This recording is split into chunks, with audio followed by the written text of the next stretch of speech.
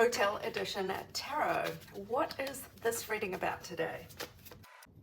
So it is the end of pain, the end of struggles, the end of heartbreak, really.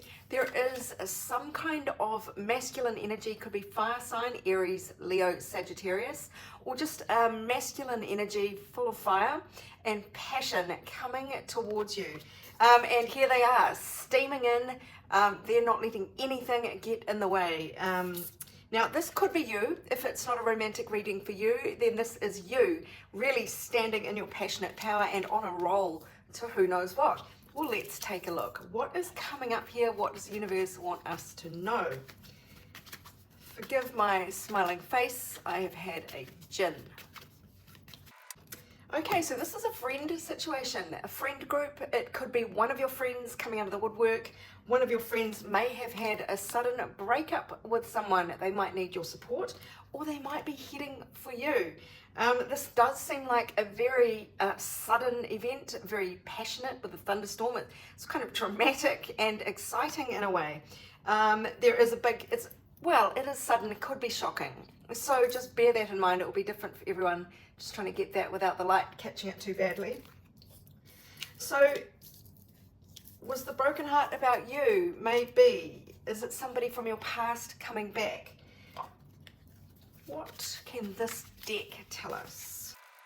Okay, so whoever this is has spent a lot of time with the moon there, their emotions really going deep, delving down into the depths of their psyche. 8th house here, which is a very scorpionic house of death and rebirth. So they've really gone through something. They've gone through the fire emotionally and have come back out the other side. Now they're ready to speak from their heart.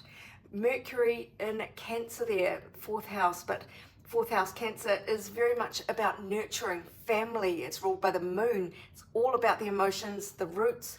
It's about what's important in life, what gives you grounding.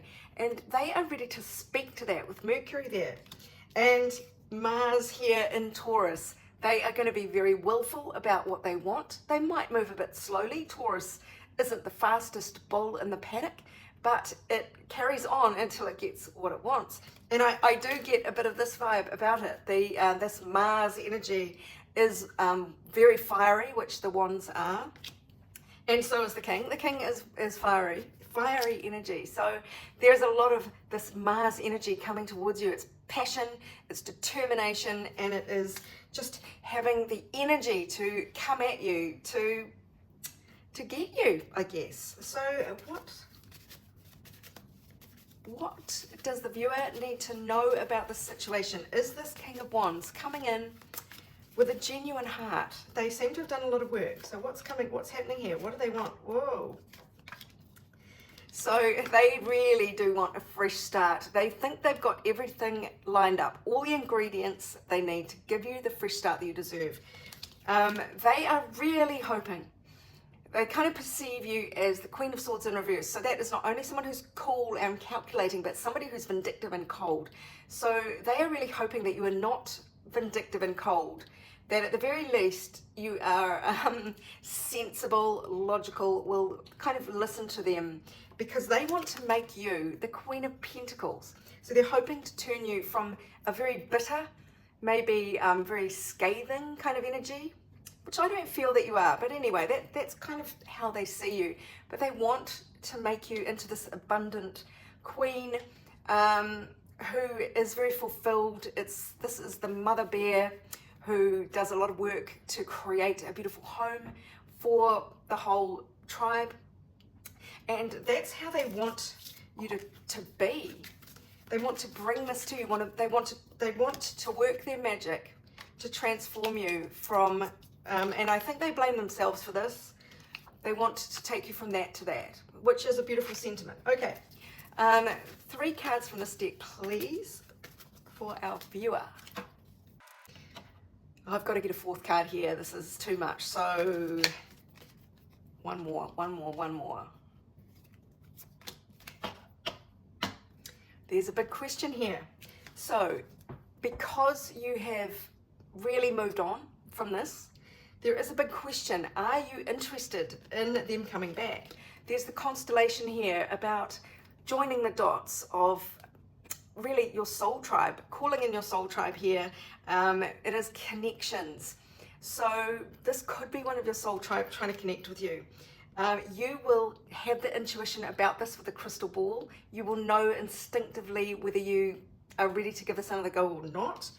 But we do have the lone wolf card coming out, the biker, which is really an independent spirit that just does not want to join with anyone else. It just wants to do everything their own way. So is this you, or is this King of Wands energy? Let's find out a bit more. What is the biker energy here for? Oh, this is interesting. So this is, it's upside down, so I'll show it to you the way it came up for me.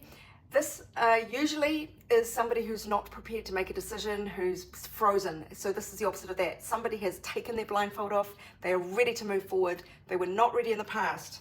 They were this lone wolf in the past. So now the blindfold's off. They've made a decision and they're coming towards you with this passion. No longer are they the Page of Swords in reverse. So the Page of Swords is very immature communication energy. It is spying online. It is kind of asking people around you, what are you doing? Rather than talking directly to you in a mature way. So they are no longer skulking around in the background. That tells me they are ready to be upfront, to communicate openly with you, and to communicate with you on a bit of a deeper level. So let's see. How should you feel about this? Is there a caution here, or is this just a green light? So there is a loss to process here. Saturn in the 12th house, it's a very Pisces thing. It is very much about, there's some part of your psyche here that is really maybe grieving this, this disappointment with this person from the past, and you've got to process this in order to move forward. So don't just think you can pick up and be hearts and flowers straight away. There is a big sense of loss here that needs to be worked through, or there is some kind of shadow that's going to hang over things. That's just going to be a bit of a drag. Okay, two more here. So indecision and risk. So isn't that the truth? You've had to grieve this in the past. I think this is the empty nest here, where you were not fulfilled in the past, probably with this person. They disappointed you and they left. So that's the loss they've left you with. Now it is a matter of what do I do? And there is a risk here. So let's look at these signs. Venus and Libra. Venus is all about love and Libra is all about relationships. So of course that is a big decision to make. Libra is famous about weighing things up and kind of struggling, but you know what? Venus rules Libra. So Venus is very, very strong in Libra. I think this is actually a beautiful sign for the beautiful possibilities in this relationship, if you choose to pursue it. There is a risk there. Do you know what the risk is? The risk is you losing your independence. Saturn is challenge, it's headmaster, it's tests, it's fear as well. And it is all about yourself, your sense of self, your sense as an independent lone wolf. So it's sort of like the two lone wolves coming together. And I've had that kind of energy in readings in the past, so I'm not surprised to see it again. Not only is this other person a lone wolf, but so are you. And I can certainly identify with this. So there is a risk. And the question is, are you prepared to see yourself as part of a couple and not just shelter behind your independence? So what are the energies for you to lean away from and energies to lean towards? So lean away from just keeping someone in the friend zone. Saturn, which is the headmaster, making someone jump through hoops. And Aquarius is all about 11th house, friendships. So don't be too testing of this person. Don't keep them in the friend zone by making them jump through too many hoops. That's the energy to lean away from. Energy to lean towards is optimism.